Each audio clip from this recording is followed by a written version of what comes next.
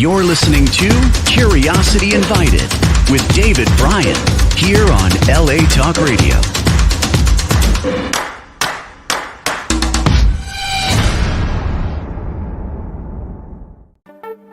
Hello, my name is David Bryan, and this is Curiosity Invited, a podcast inspired by endless curiosity. Tune in for an open-minded conversation about interesting and important things. Well, hello, everybody. Welcome to Curiosity Invited. I'm David Bryan, and today I have the great pleasure of speaking with someone who I don't know very much at all, named Michael Ashford. That name may be familiar to some people. He is a podcaster, a speaker, an author, a citizen journalist, a person attempting to do good in the world and encourage others to do likewise. Michael, welcome, and thank you for showing up here. And I want to make sure to mention that podcast. The podcast is The Follow-Up Question, and you can find it, as far as I can tell, everywhere. Everywhere. As we podcasters say, everywhere you get your podcast. Everywhere you get your podcast, exactly. And he was. Is it still up or is it down? That former podcast, the Dad's Fitness podcast. Yeah, the Fit Dad Fitness podcast is no more. It's out there, like the shell of it is out there, but you can't get any of the episodes anymore. Yeah. Well, sorry to disappoint anybody. Yeah. Looking for that, but but that's not how I made contact or got into contact with Michael. Michael reached out to me after viewing one of my podcasts, I think with Daryl Davis and Jeff Scoop. Yes, sir. Daryl Davis, the musician by training and extraordinary human being by birth, no doubt. By nature, yeah. Yes, exactly. And who has spent many years reaching out to connect with people who walk into that situation hating him, right? I mean, the Klan, the neo-Nazis, et cetera, et cetera. And Jeff Scoop, who was for 25 years the head of director, I don't know what the title is, of the National Socialist Movement, which is essentially the American Nazi Party, and no more. And in fact, is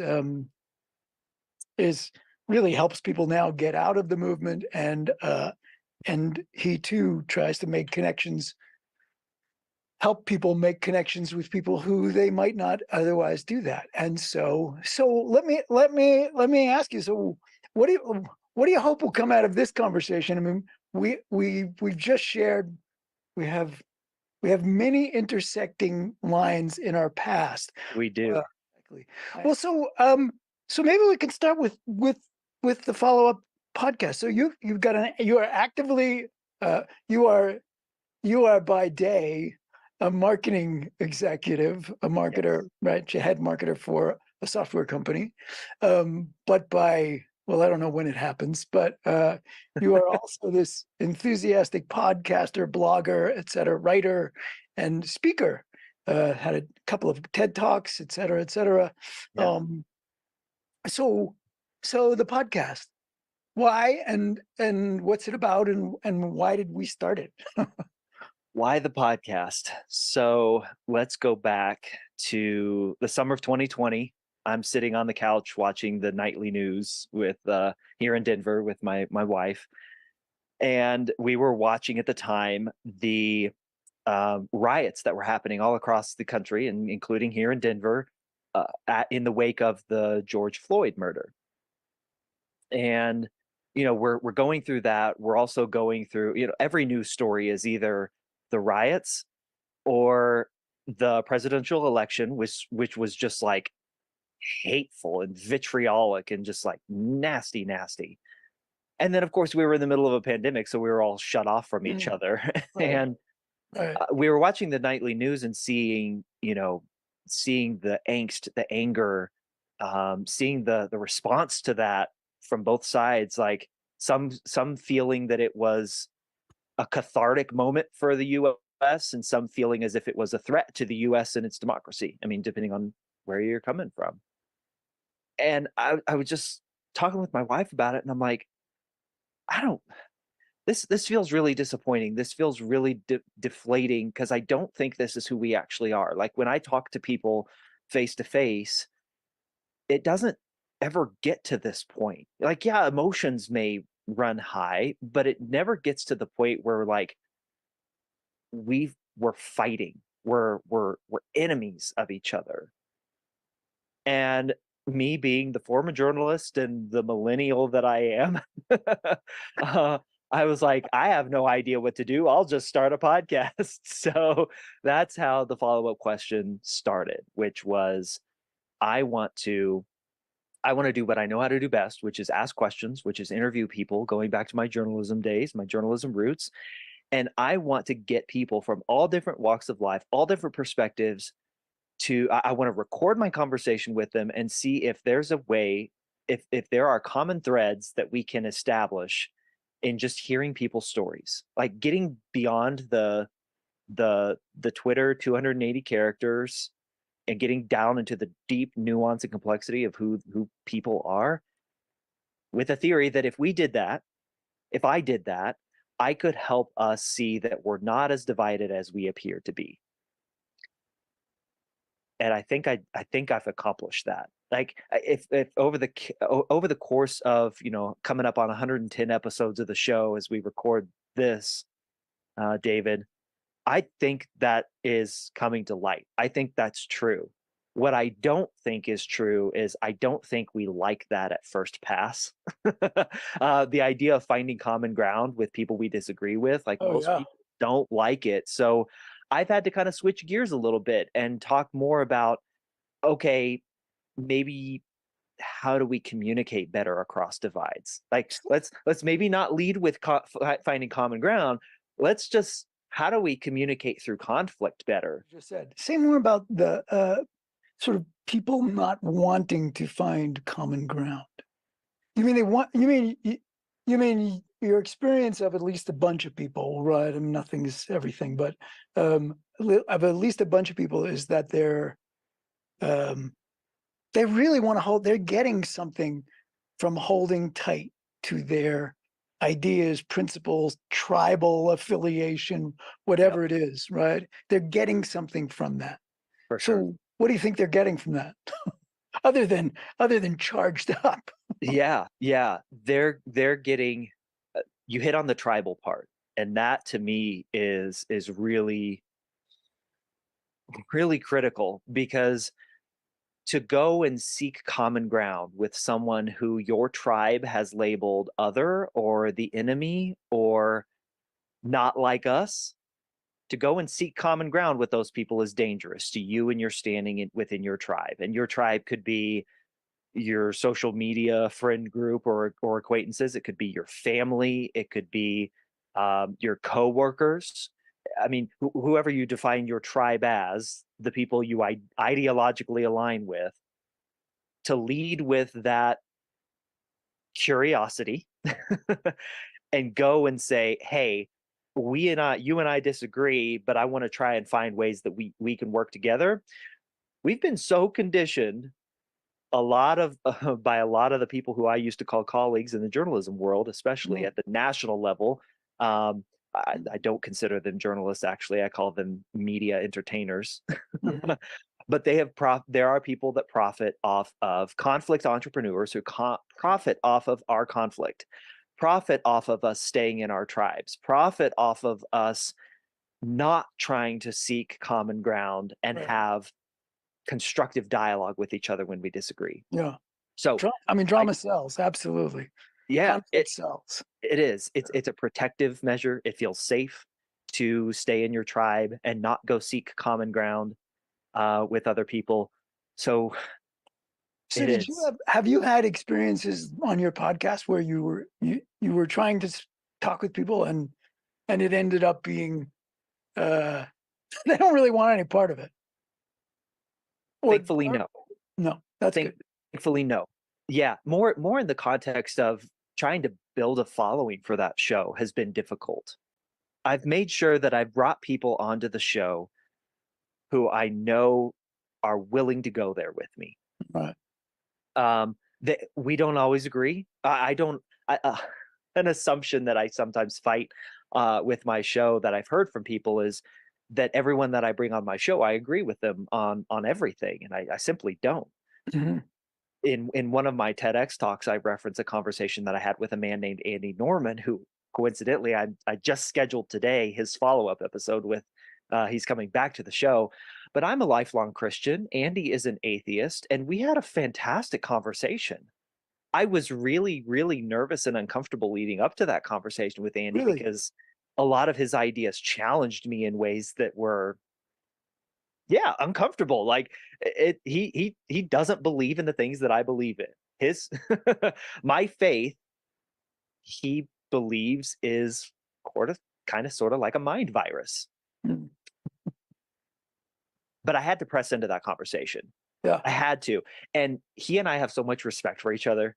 Like I respect him and his ability to think through and be open to that conversation every bit as much as, and he's told me this, he respects my willingness to go there with him too. Mhm.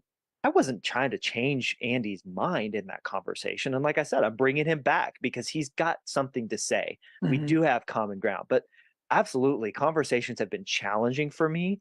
I don't agree with everything, but the people that I do bring on are at least willing to go there with me. And They're why do you think why do you think that is an impediment? Well, maybe it's just the answers itself. Okay, what you because you said in building a following for the show that's been a challenge. And is that simply because, we live in a world where conflict sells? I mean, people want, I mean, I know I run into that as well. I mean, and the people that say, you could have asked this question, like, and I was like, look, this is not about gotcha. you're right. It's not about trying to find where's the soft underbelly that I can strike at. It's about, you said it a moment ago, right? I mean, it's people telling their stories and people listening to other people's stories. It's an unbelievable, as far as I'm concerned, an untapped wealth of just gems, right? Oh, Just all this treasure, not all of it that you necessarily want, but yeah. but boy, there's a lot of intelligence in every direction that's untapped, just embedded in people's stories. And that absolutely, I'm sorry for that. That's I have this on because I have a camera that I'm going to have to restart at one point because it only goes for 30 minutes or whatever. Oh, hey, But I've been there before. yeah, exactly. So you hit on something there, David, though. I mean, your show, Curiosity Invited, you're inviting people to dig in and follow their curiosity about others. And that is not something that we are often incentivized, like that is not modeled for us in a lot of our culture today. Yeah. It's not how we're taught. We're taught to be certain. It is modeled to us to be certain, to have a stance, to hold steady to that. And if you waver from that, then you're a flake, Right. right? Right. You're I mean, wishy-washy. yeah. I mean, why did Yeah. you name your show Curiosity Invited? Yeah. What was the impetus for that? Well, for me, it was, I've been in education. Most of my professional career was in education. Started a school, ran a school, teacher, blah, blah, blah. And and at some point, just looking at the world, looking at the demographics, looking at the speed at which things are moving, the idea that we can prepare people now for their future became absurd. That realization that the world is moving at a speed was, so then what is the goal of education? And for me, the answer was, to teach people to be curious about their world, to Mm. genuinely be curious about their world, about other people, about things they love and about things they don't love, and to ask questions of themselves, of the stuff, of the information, to ask questions. That's the, you know, that's the only way you can be prepared to, like, that we used to tell the kids, like, look, we want you to know what to do when you don't know what to do. Like, what do you do when you don't know what to do? Ooh, that's I good. mean, isn't that Ooh, what that's good. education is? Because how am I gonna, like, if I could teach you everything you're gonna know, but you're gonna walk into, just like you have in your career, whichever one of your careers it is like, and you're gonna walk into something unless you're really unlucky and have one of those jobs that everything in advance. It's like you're gonna come in face to face over and over with situations you've never seen one of those before. So what do you do when you don't know what to do? And so curiosity it's the goal, right? I So, love it. What's interesting is for so long, what you just described, David, has been labeled as the soft skills. yes, right, And it's been treated almost as if it were, oh, yeah, like those wishy washy things. right, My belief is it's because there's no right answer. It's been avoided because there's no way to be certain about what to do when you don't know what to do. I mean, right, we all just literally went through 2.5 years of not knowing what to do. exactly. Right. And look at how many different responses there were to that situation, Yeah, and how many people, so much of it from my vantage point, just kind of taking a step back, so many people looking for certainty in a time and a place and in an environment and an experience where there was none to be found. And yes, that really, really sent some people into some dark places. absolutely. And I think exactly what you're speaking about, that exactly that had more people sort of grown up with a value for being curious about the ever-changing world, there would not have been so, because what's, so often the refrain of the people who are really angry about that is that they lied to us. They told us this, but first, no, there's no reason to wear a mask. Then you have to wear a mask. Then it turns out masks are not. Then only a mask is, and it's like, they were lying to us. It was like, well, no, the way the world works sometimes, maybe some people were lying, but like, you find out more information and then you change your mind because you now have more information. And that concept, I think, as you just said, it's not how we were taught to be. Where's the certainty? The Until ability you're to certain, change you your don't mind, count. Right. the freedom and space to change your mind and be okay with that and say, look, based on new information that I have, Right. I now believe this differently, Yeah. or I now do. One of my favorite examples of this, I was in line at the post office. It would have been December 2021, kind of in an upswing of the pandemic. Uh, Actually, December 2020, upswing of the pandemic. Things were getting bad going into the holiday season. I was in line at the post office. It was like 30 people deep, and we were all, of course, 6 feet apart, Right. masked and everything. Right. Right. There was a guy in there who was just ripping into the post office manager. He had mailed a package apparently a couple weeks beforehand. I could hear everything because he was yelling that loud. Um, and he was mad because it hadn't been delivered on time. And I think most people would see that and immediately, what I've experienced in my case anyway, a Yeah. lot of people would look at that and label that person as an instigator or a troublemaker, or who does that guy think he is? Like, he's a jerk. He's wasting everyone's time. He's ripping into this guy who doesn't even have anything to do with this package that he mailed. And I initially had those thoughts, but then I'm sitting back here and I'm thinking, okay, let's take a survey of what's going on here. We are in an incredibly unknown time in our life. He's out in public. The thing that he mailed, maybe it was something really, really important that he had to get to his family. And so this is where my mind went. Either he's like nervous about being out in public because of everything that's going on, and he's had to stand in this line now for 30 minutes. his issue just kind of boiled as he had to wait more and more and more, and he's nervous and he's nervous and he did not, like none of us knew what to do. So it could go there.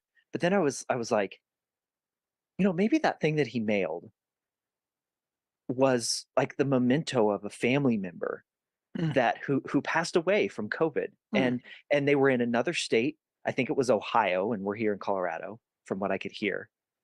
And he's not able to attend the funeral service. Like I wasn't able to attend the funeral service of my own grandmother that mm, year. mm. I had to watch my dear sweet grandmother's funeral service over Zoom.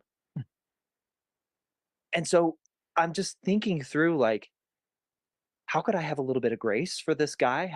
Like, yes, maybe he's showing up in a highly emotionally charged way, but what could be true about his life that he would show up like that? I don't think that's who we are by default.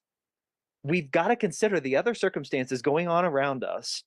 And that to me is a frustrating part of what I see when I see all the people either swinging far to the one side of the pendulum where it's everybody needs to wear a mask, and I'm gonna yell and throw down if I see you not wearing a mask, all the way over to they're lying to us, like kind of like what you Right, said, they're lying right, to right. us, they're changing their stories just to keep us down. It's a dictatorship. Yes. I just it's Yeah. these things where I just wish we would take a step back and understand like people are going to respond in different ways because none of us have ever lived through this before. We just haven't. And we got to give some grace to each other for our responses, for the emotion that comes to the surface, and dig in and start asking questions of ourselves, about them, of them. Like go and actually engage in a conversation with somebody you disagree with. And if you don't have somebody in your network who you can go and ask questions of who disagrees with you, your network is not big enough. You're Yeah, living we're in a too small. bubble. Right. Yeah. Yeah. Yeah. I really like that piece in your talk where that was the one of the talks that Yeah. I saw, where Yeah. that was the focus is,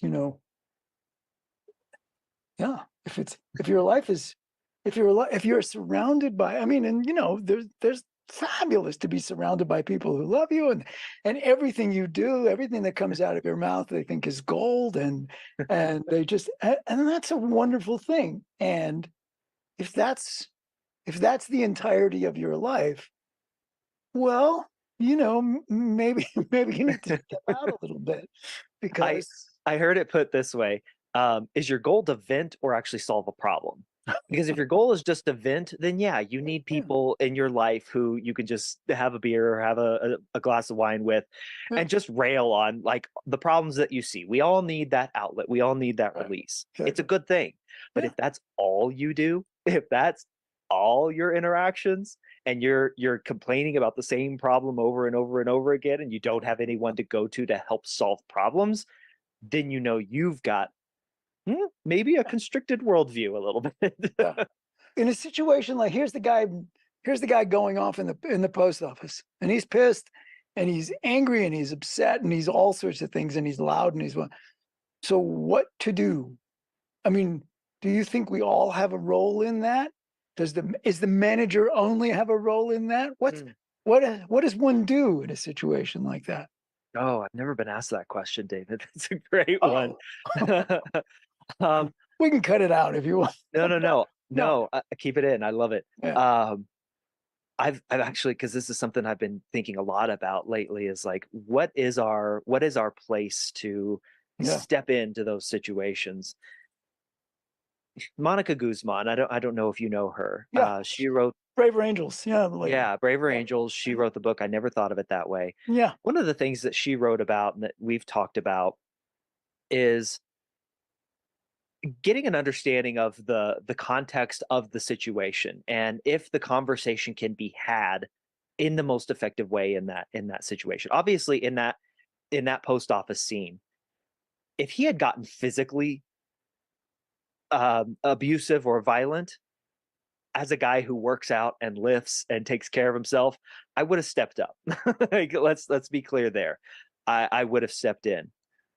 But for that kind of emotion, for that kind of situation and scenario, I felt, and I do agree with Monica on this, that the situation for having that conversation that was not ideal. We were in line waiting for all these other people were waiting. Emotions were of all the other people in line were rising, getting irritated. And so for me to have any real effect beyond just letting him say what he needs to say and get out of there, I'm not sure I would have been able to contribute much help. Yeah. Um, in that instance, I thought the post office manager's response was great. He was just like, he listened. He was like, I will do what I can. Give me your phone number. I will call you if we can track this down. I don't know where it's at, but I will do my best to find it. And, I think probably that night that guy went home and was like, yeah, it was probably a little too Yeah. much. I was kind of an asshole. Yeah. Gosh. Yeah. Well, maybe I need to apologize. Maybe I'm not not. sure. Yeah. I'm not sure what I could have brought to Yeah. help that situation. So what Monica advocates for is taking stock of our ability to speak to that person in a way that can de-escalate the situation. If Right. it's a really public forum, for instance, on social media, I'm probably not going to solve much issues on social media. There's nothing I can do in that situation at the post office to really de-escalate. I'm just a guy in a mask, 5 people deep, trying to mail a letter. I mean, I think that there's real wisdom in that. Look, everything is contextual, and sometimes the context does not lend itself to Yeah. a more thoughtful conversation. Yeah. Putting on a cape and running around town trying to de-escalate is maybe that's a job for a superhero, but but The David, because the hardest thing to do is to gauge like how much trust can I build with this person right away. right, And in some instances, maybe that is true. You've got to gauge things like the emotion being displayed, how much time you can possibly devote to trying to build trust, because that is the bedrock of trying to solve any problem.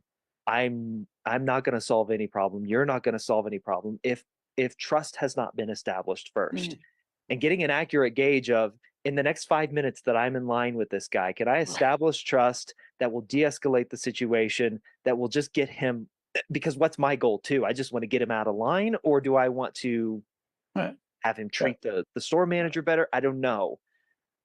But that is also something that, you kind of got to take, there's some nuance to it. Can I build trust yeah, while not making everybody else around me mad that I'm just taking up time in line? right. Yeah, it used to be just that guy. Now it's both of these guys. Now they're both going at Imagine, it. I have an appointment. I don't know. And that's the Right. most frustrating part, I think, probably about the work that we do, is how often we have to say, I don't know. Yeah. Well, that's an interesting thing, the work that we do. So your work is, you think of what you're doing as work. I don't mean that as work, in that as if Yeah. it's drudgery, but it's a meaningful contribution. You're doing something in the world that is well, I mean, I think I said it when like he's a person who's attempting to do good in the world and help others do that as well. And I think that's true. And what a great job that would be to have Yeah. in this world, right?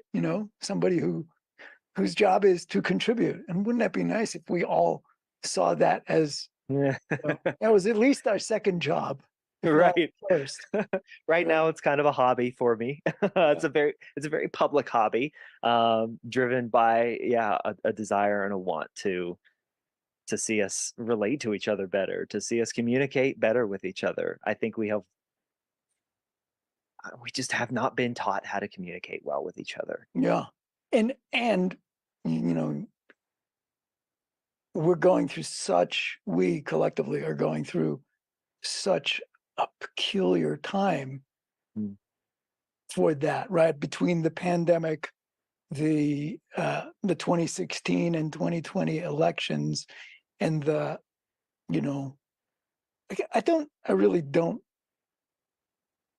don't blame it on Trump, but his, he didn't create. Well, he helped create, but he revealed stuff that was invisible for years, and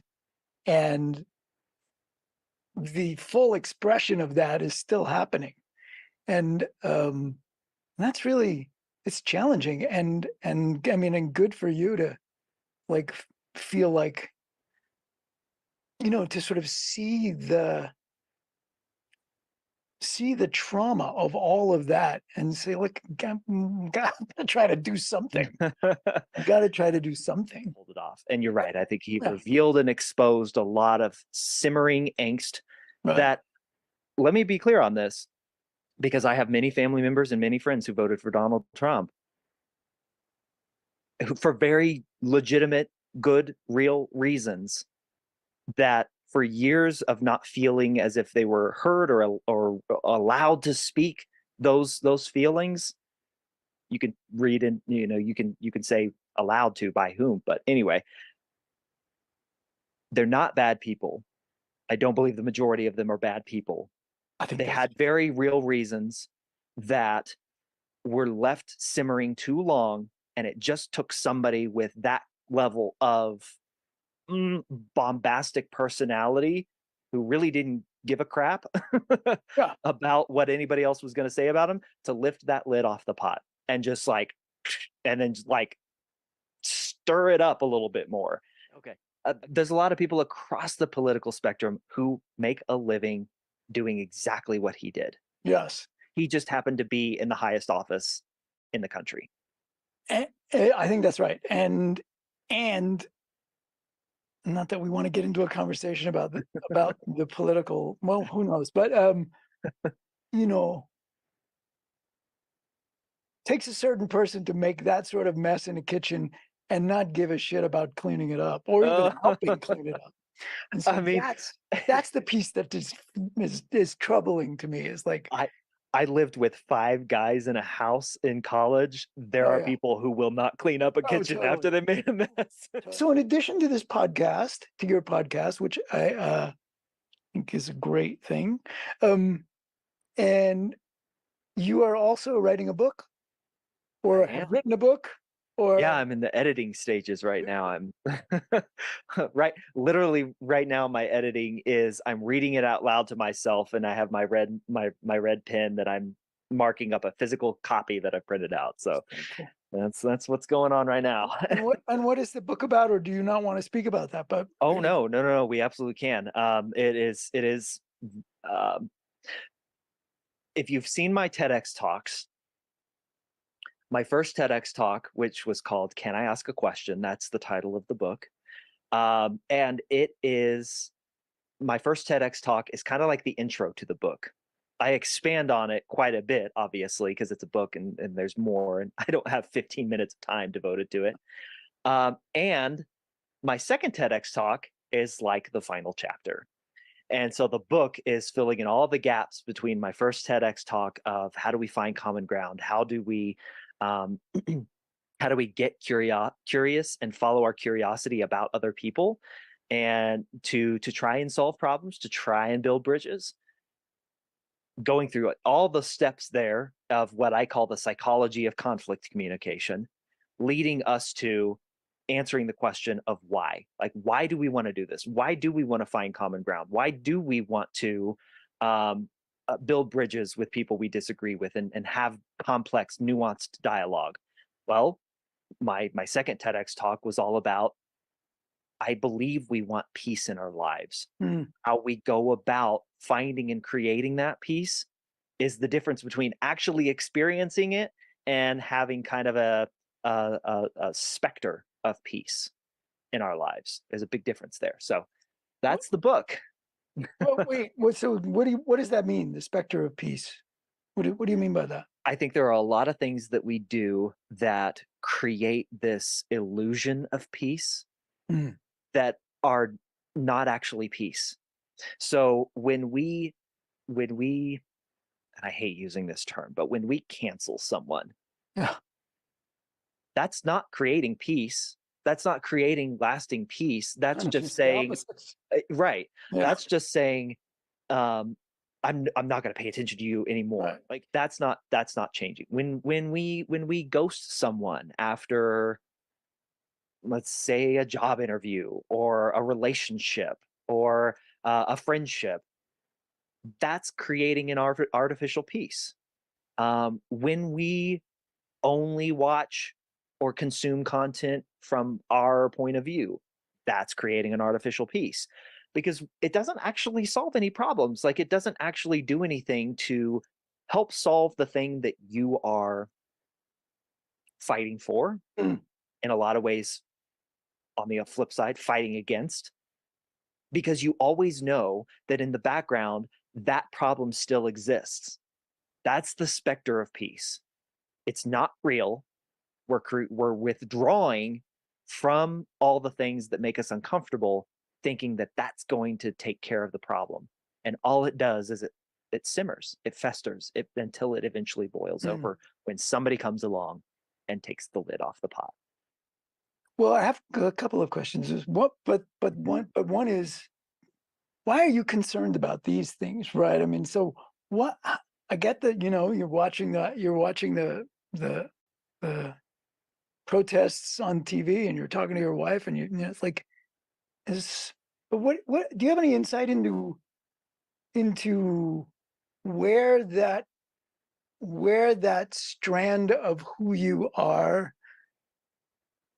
came from that is concerned about this? Because you could live a life of, you could cloister yourself in a particular way and avoid those people that, instead of, so where'd that come from? God, I love this question, David. um, I mentioned, earlier that I have a lot of family who, I lived in Kansas, red state, a lot of Republicans. I grew up a Republican. Um, when I met my wife, here's one of the major issues that got me thinking in this way. My wife, shortly after we were married, got a job as an advocate at a domestic violence shelter. She was a case manager and advocate for survivors of domestic violence and sexual assault. And to me, I had gone my entire life, looking from the outside in, saying, you know, why would a woman stay in that situation? Why would she not just leave? She's got all the services and capabilities to do that, not understanding the deep trauma, the deep complexity of those decisions, and the ways that it is not just that snap easy decision for a woman to leave an abusive relationship. And my wife's hearing the stories that my wife would come home from work and tell me about, that radically shifted the way I saw the issue, the way that I saw the responsibility in those scenarios of who should be responsible for getting women out of violent relationships, for instance. Even just the fact that changing my language to domestic violence being a woman's issue to domestic violence is a men's issue. Even that perspective shift and her guiding me through that got me thinking, what else do I don't know? Mhm. Like what other what other issues, if I was like this blind to the intricacies and the nuance of what it takes for a woman to leave an abusive relationship, and how systems are set up to make it so very difficult for her to do that. What else could I be missing?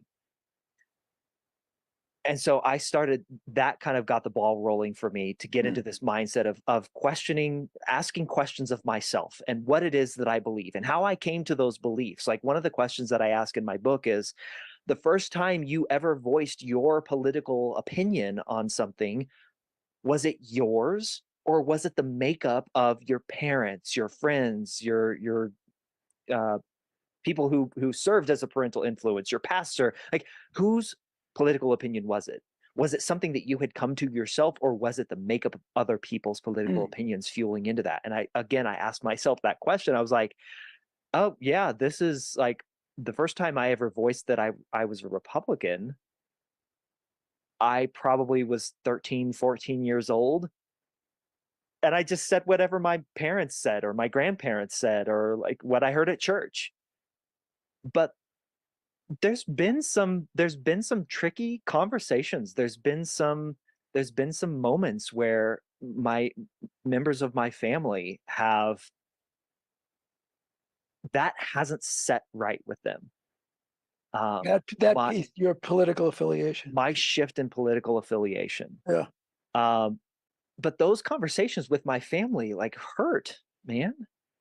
Um, feeling that judged, misunderstood, Mhm. um,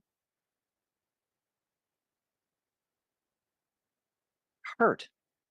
But those types of conversations, those relationships being strained in some ways, in the ways that they were over political affiliation, plus the conversation that or what I just mentioned with my wife and me asking these questions of myself, it is now when you marry that with my training as a journalist and wanting to hear people's stories and knowing and believing that everyone has a story to tell, and that oftentimes my colleagues in journalism can manipulate a story based on the absence or removal of context and detail. Mm. That is not who I wanted to be. Yeah, I get it. I don't Yeah. know if that answers your question, David. Like No, yeah. Yeah, it's well, it's you strike me as a person here. Here's my really bad psychology. Um uh you strike me as a person that is willing may be the wrong word. You may be compelled to ask yourself questions and take both the question and the answer seriously. It's that whoops, it's anybody can get around any question if they really want to and all. But there are some people who, you ask a question or you hear something and it's kind of like the thread on your sweater Yeah, that you like, you just, oh God, there's a thread and you just sort of you want to get rid of it. But it's one of those that sort of starts to unravel the sweater because you keep picking at because it. it's the sweat. It's not just an errant thread. It's Yeah, suddenly the whole sweater can start to come apart. And I think that's, you know, I think I I long for a world in which more people do that, right? me Really too. take their own questions and their own answers and other people's seriously. And Me yeah, too. Me yeah, too. I know yeah, I sound exhausted and exasperated here, but it's a hope. It's not an exhaustion or an aspiration. right, It's a hope because I just know the quality of conversations and relationships that can be had when you approach division and divisiveness this way. yeah. I the thing that I have discovered the most in doing the follow-up question podcast and doing all the research and interviews that I've done for that show is the people who are most willing and best able to have these difficult conversations are the people who have a level of self-awareness that they know that they can't possibly be right about everything 100% of the time. And so that unlocks their curiosity because they say, well, if I know I can't be 100% right, what could I be wrong about? I want to find out. I Mm, want to find out. And they first do that by asking questions of themselves. They get introspective. They start asking questions about what it is they believe, how they came to those beliefs, what's been true in their life that would have maybe influenced that belief. And it's not a questioning of themselves to say, oh, I'm wrong. It's just I want to know where I came from, like where I got the makeup of who I am, what's been influencing that. mm, Because if you can do that, then you can better articulate why you believe something or how you came to that belief. those people then take that curiosity about themselves and they turn it on others. And they say, they're still in their mind, they're still getting introspective and questioning within themselves, but they start asking questions about others. Well, if I believe that, how might somebody who grew up differently than me, or who had different influences than me, or lived in a different neighborhood than me, how might they experience the world? They then follow that curiosity about others to go find out actual answers from those people. They ask questions of others that eventually leads them to have a more complex, nuanced understanding of an issue that they, again, couldn't possibly have all the answers to. It's just not possible. And they understand that. That's the kind of person I want to be. And I Mm. don't get it right all the time. I certainly have my snap judgments and my opinions about things that Oh that yeah, you they're know fun. Well, it, yeah, and it makes you feel good and right and righteous.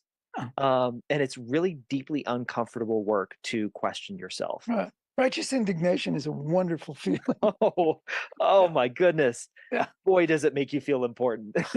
unbelievable.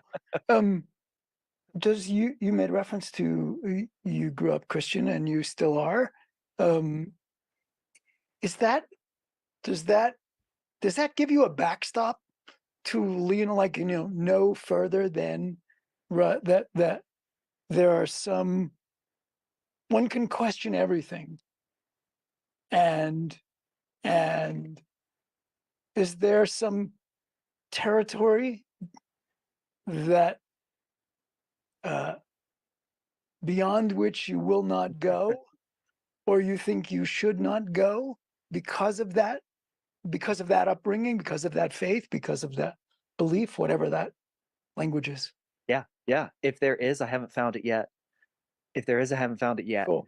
My faith looks probably very different than a lot of Christians. And I don't say that to prop Yeah. myself up. It is just there is a culture in Christianity, especially here in the United States, that we don't question things. Right. That's not being faithful. Right. I take the other tactic. I think God wants our questions. I Mm. think God wants our uncertainty, because how could we how could we possibly be certain in an everlasting eternal God? Like, if we got to the point where we weren't asking questions about what it means to believe, what our faith looks like, what the Bible says, what our relationship with Jesus looks like, what prayer looks like, how it's supposed to be done, how church is supposed to be done. If we get to the point where we're no longer asking questions about that, we have placed we have placed our God in a box and say, you are no bigger than this. Right. And yet we claim to believe in a God that created the universe. It's interesting. It's I'm willing to go anywhere with you on that. yeah. Because that's exactly, like, I'm doing that right now with my faith. And I think a lot of the questions that I'm asking about my faith would be very off-putting to a lot of people, because I'm questioning things that, I'm almost 39 years old now. For 35 years of my life growing up and being in church and growing up in church, we did not ask these questions. Right. Right. So let me give you an example. I know I'm speaking in like big terms here, but No, no, no, it's fine. one of the big questions that I'm asking myself, David, is the way that sin is defined by a lot of Christians is very, very action oriented. You do this thing or you don't do this thing, and if you don't do this thing the right way, the way that the Bible says, or the way that your pastor says, that's living in sin. I have been exploring and kind of asking questions of myself, of God in prayer, of pastors who I know and trust, who I can have these kinds of conversations with. What if sin was actually the distance away from your relationship with God? What if living in sin was you were further away from having a relationship with God? And the closer you were to God, to having that relationship, to being in community with God, what if that made you less of a sinful person? And it because if you live in a relationship with God, then your life will look differently. Like, let's take the 10 commandments. if you have a relationship with God, are you gonna lust after someone else? Probably not, because you're going to see that they were divinely created. You're going to see that they have their own righteousness, their own bodily autonomy as a creation, as a created being. Are you going to murder? Well, no, you're not going to. Are you going to be greedy? Probably not, because you know that through your relationship with God, you've got sustaining all the sustainment that you need, and that you don't need these material things. You can want better for yourself, but it doesn't have to go into the greed. So one of the questions that I'm asking is, what is sin? And is it defined as the act of not doing something, or doing something that is not okay? Or is it our distance from God? Just one of the, I know it's not perfect, but these are the questions that I'm willing to go in. And these are the questions that I am asking myself, because it is that deeply important to me. That's great. Did you think you'd be speaking about this today? On a show like Curiosity Invited, I had to have known at some level There it that is. it was gonna be possible. Well, I'm looking at the time, because I know you have, yours is limited and mine is as well. And so maybe there's a part two. Maybe there's a part two. I also think dive there's more deeply into that conversation. Yeah, I also think there's a need to get you on my show here, David. So And we'll make sure that you happens. just ask, and that would be fun. That would be fun. Absolutely. Well, Michael Ashford, thank you. The follow-up conversation. Thanks so much for doing this. We barely scratched the surface about Daryl Davis and Jeff I Stewart. know it. It's just like, so there clearly will be a part two. Let's do it. So Because those two are some of Great my characters. biggest inspirations. I mean, if you want to understand the psychology of change, yeah, go listen to them. Go listen to absolutely. them talk. The willingness to, and what everybody knows is impossible. How could it possibly be that, those two fellows are friends? Yeah. Or that, Daryl is friends with a former Grand Wizard. How could that be? And if that's possible, why are Democrats and Republicans fighting? What a stupid idea. You're asking some important questions there, David. Well, Michael, thank you. It's actually great to get to know you, and great to meet you. So thank you, sir. So thanks so much, and have a good rest of your day. Absolutely. You too. All right. You too. Take care.